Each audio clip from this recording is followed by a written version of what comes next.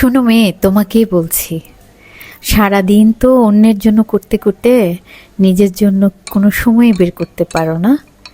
At least once a day treat yourself beautifully, আর সেটা শুরু হোক ব্রেকফাস্ট দিয়ে, অথবা দিনে একবার না পারো অন্তত উইকলি হলেও একবার ট্রিট ইউর সেলফ বিউটিফুলি। বিশ্বাস করো, তোমার মন অনেক ভালো হয়ে যাবে। This is my healthy breakfast. This is my way of living simple, balanced and mindful.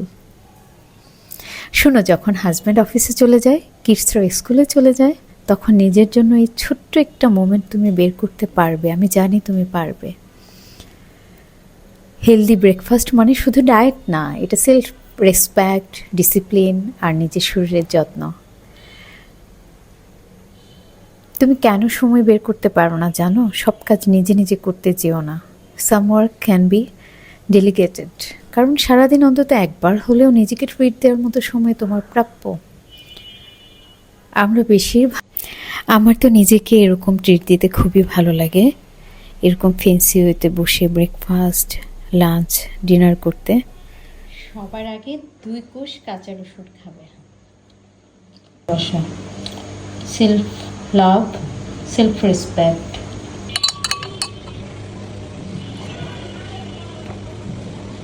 বেশিরভাগ সময় কি হয় জানো, আমাদের হ্যাপিনেস, স্যাডনেস এগুলোর কারণ হয় অন্য কেউ। তার মানে হচ্ছে আমরা অন্যকে নিয়ে ভাবতে ভাবতে, কে কী বললো, কে কী ভাবলো, এসব নিয়ে ভাবতে ভাবতে আমাদের জীবনটা কখন যে শেষ হয়ে যায়, কখন যে চলে যায় টেরই পাই না আমরা। একটুখানি নিজেকে নিয়ে ভাবো, হ্যাঁ? When you learn to take care of yourself, nothing else really matters. নিজেকে ভালোবাসা সেলফিশ না, আসলে এটাই বেঁচে থাকার সবচেয়ে সুন্দর উপায়, তাই না? তাহলে কেন নিজের জন্য একটু সময় আমরা বের করব না? নিজের ভালো থাকার চাবিকাঠি নিজের হাতে কেন রাখবো না? কেন অন্যের হাতে তুলে দিব? এটা হচ্ছে আমার খুবই প্রিয় নতুন আলু মাছের ঝোল। ভীষণ ভালো থেকো সবাই। Tata, bye bye.